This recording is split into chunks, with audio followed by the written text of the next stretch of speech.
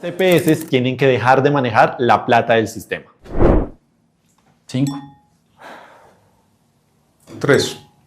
3. 4.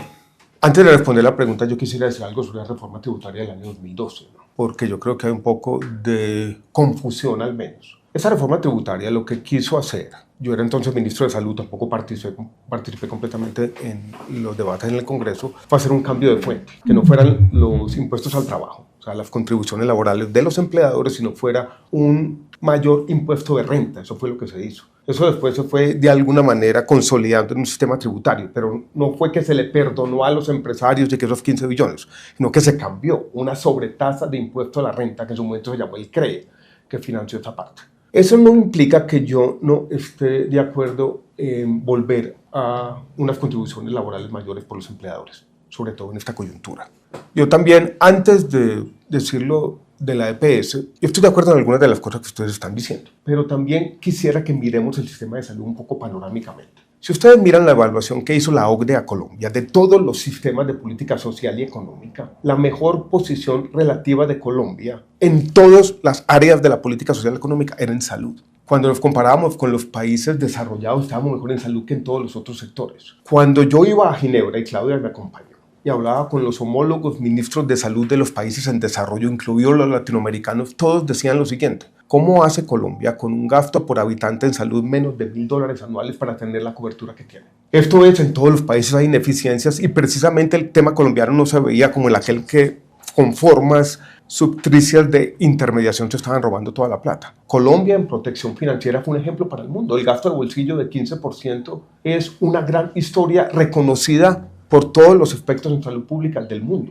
Y eso lo tenemos que tener en cuenta también. Voy a hablar sobre las EPS y los recursos. Colombia tiene sistemas sin EPS. El sistema de sanidad militar es un sistema sin EPS. El sistema de los maestros es un sistema sin EPS. Colombia tuvo sistemas sin EPS cuando funcionaron las secretarías de salud con lo que llamaban vinculados. Y en esos otros casos de sistemas públicos funcionando sin EPS, las quejas fueron mayores a pesar del mayor gasto público. O sea, creer en esta ilusión que simplemente centralizando el manejo de los recursos, teniendo un pagador único, eliminando las EPS, se van a resolver los problemas del sistema de salud, es imposible. Colombia fue creando unas capacidades en el sector privado y yo creo que cualquier intento por decir vamos a manejar los recursos distintos tiene que venir acompañada de una reflexión de, bueno, ¿cómo se van a hacer? A veces en la visión trágica que yo tengo del problema de las EPS, yo podría decir lo siguiente: quizás un pagador público va a tener mayor legitimidad, porque siempre con la EPS va a haber esta suspicacia, cómo está utilizando la plata, la integración vertical, esto y lo otro. Pero hoy en día ningún pagador público tiene las capacidades. El gobierno Petro, Luis Carlos, cuando intervinieron en algunas de estas EPS, dijo en su momento: vamos a implementar un método distinto y vamos a poner en práctica un conjunto de medidas que van a mejorar este problema. ¿Qué pasó? Cuando se intervino el pagador privado, todo empeoró. Entonces, decir que simplemente sacando las EPS del sistema y concentrando la formación de la red y los pagos en otra cosa que no sabemos qué es porque no la hemos construido, yo no creo que sea la forma de resolver los problemas del sistema de salud de Colombia. Bueno, mis razones son un poco distintas. Yo creo que lo que tendríamos era que pensar en la función de la gestión del riesgo, tanto de salud como financiera, y que en la estructura y en la forma como se diseña el sistema de salud se defina con mayor claridad, primero esa función, que cuide que la plata alcance para todos y que garantice que por cada peso que se mete se garantiza unos resultados en salud y por supuesto una protección financiera que se tenga que garantizar, y el rol que las EPS pudieron haber cumplido en ese papel durante estos años. Entonces la razón por la cual yo pongo 3 es porque creo que si bien el giro y la plata deberían empezar a hacerse de forma directa para garantizar que se privilegia la atención y el flujo de recursos allí donde se genera la necesidad y allí donde se genera la atención, también es cierto que esa función de gestión se tiene que garantizar. Y a mi juicio no debe estar concentrada solamente en una entidad, sobre todo no en una entidad solamente de naturaleza privada, porque se pueden presentar los problemas que ya vivimos. ¿Pero qué significa, Claudia, eso, que no esté concentrada en una entidad? O en una empresa. Yo sugeriría, y pues en esto es más que yo sugerir, es como las reflexiones que hemos hecho de la gobernanza.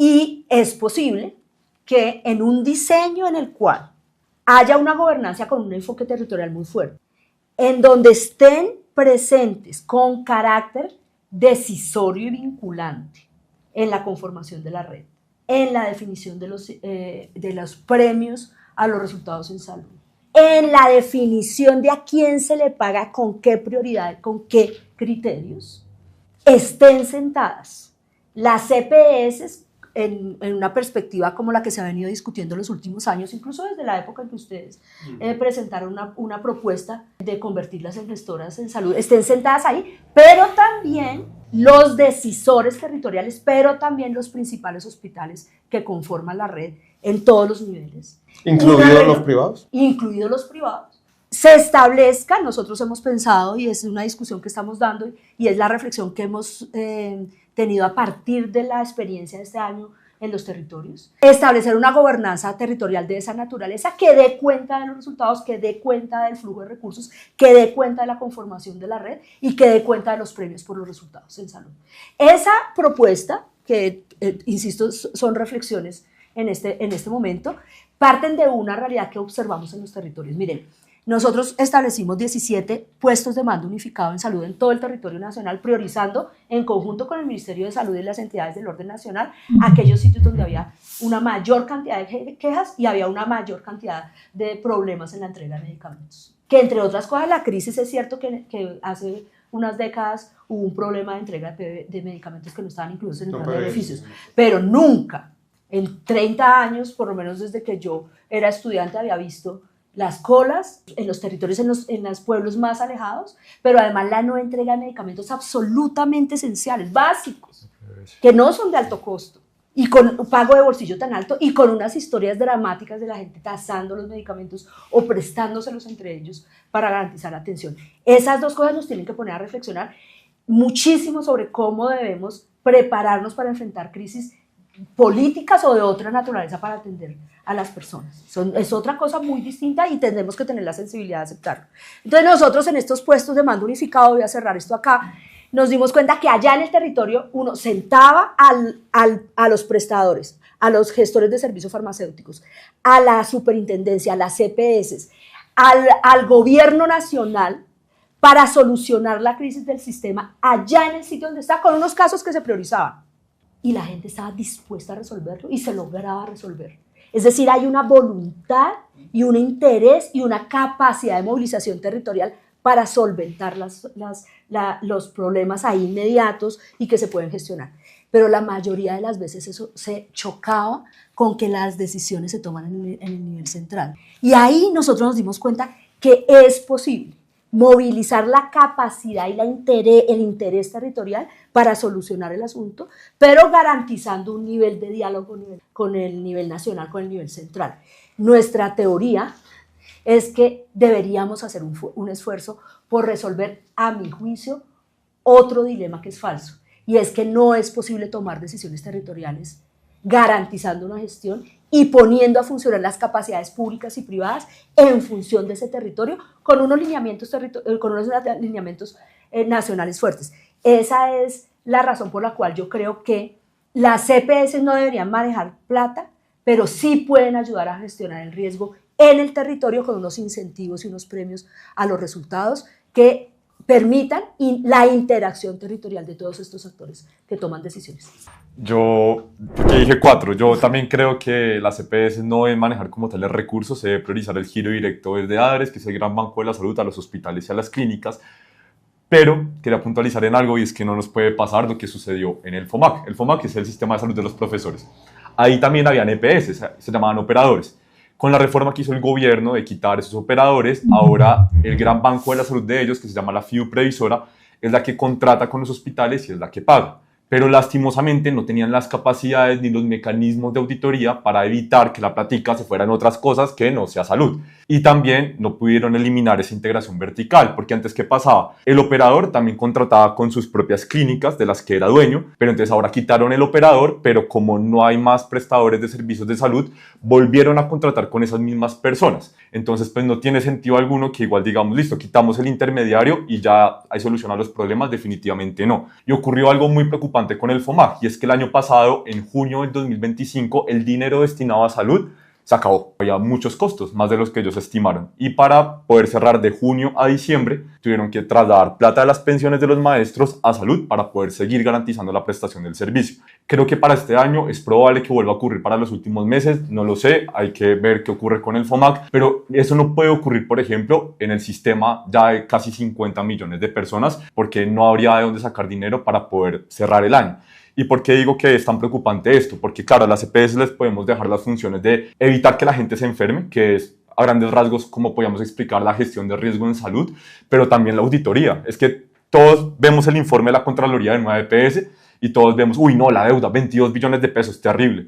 Pero hay que seguir leyendo el informe y es de verdad macabro y preocupante como ingenieros de la propia nueva EPS dicen es que nuestros sistemas de información pues, son obsoletos. Y también la persona que ahorita hizo la revisoría fiscal dijo, la verdad, este sistema de información es terrible, tienen cuentas pendientes por auditar desde hace mucho tiempo y no teníamos la capacidad de procesarlas. Entonces, pues igual les vamos a seguir dejando el rol de la auditoría. Yo creo que debemos contrastar de que en verdad garanticen de que sí tienen los medios para hacerlo, porque si no, quitamos el intermediario, pero igual la plática de la salud se sigue yendo en otras cosas. También pienso una propuesta adicional, y es que podríamos incluso fortalecer ADRES para que tenga unas funciones de auditoría de segundo piso, pero que en verdad sea una auditoría pues ahí presente, no una auditoría mucho tiempo después, porque si no, ya cuando eso ocurre, pues lastimosamente no se puede salvar esa plata, ese dinero de la salud que no se haya invertido correctamente.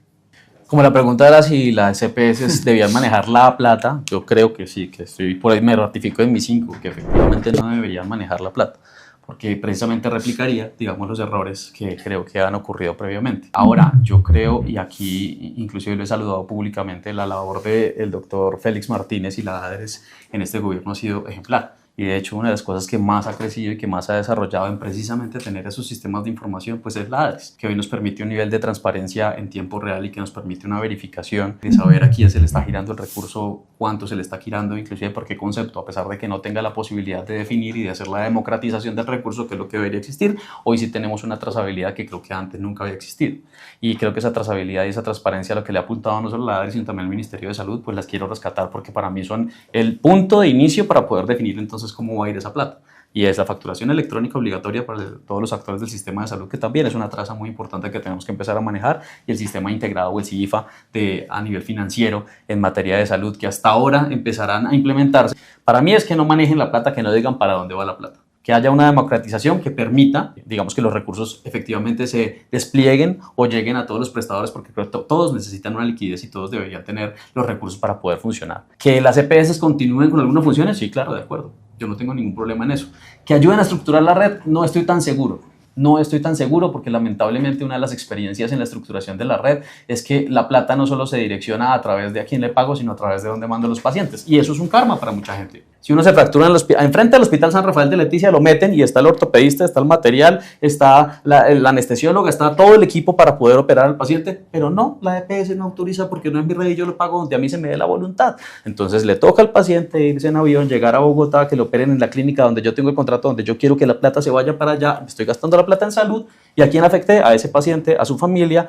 Muchas veces, y hay territorios del país donde no se maneja la misma lengua, el mismo idioma, no hay donde quedarse, no hay red de apoyo, viene el paciente sin familiar, si el familiar bien está en la calle, es muy complejo cuando no entendemos esas necesidades territoriales. Luego, la organización de la red como tal, no la dejaría yo, digamos, dentro de las prioridades de las funciones que podría tener una EPS. Sí, la auditoría me parece fundamental, y es más, es como lo sano. Lo sano es que quien audite no sea el mismo que gire ni el mismo que contrate, porque eso es lo que tenemos hoy. Entonces yo EPS contrato, pero audito lo que yo contrato si se me da la voluntad, que en muchas ocasiones no pasa, y eso nos dimos cuenta con algunos resultados de EPS intervenidas. Y pues digamos que ¿cuál es el proceso ahí? Si yo soy juez, parte, actor, pagador, todo, pues no puedo. Entonces estaría bien separarlos de esa función de quien maneja el recurso, pero sí quien lo puede auditar, y de hecho tener precisamente un incentivo económico a resultados por una buena auditoría, por una buena gestión de riesgo compartida con algunas de las IPS, me parece que podría ser genial.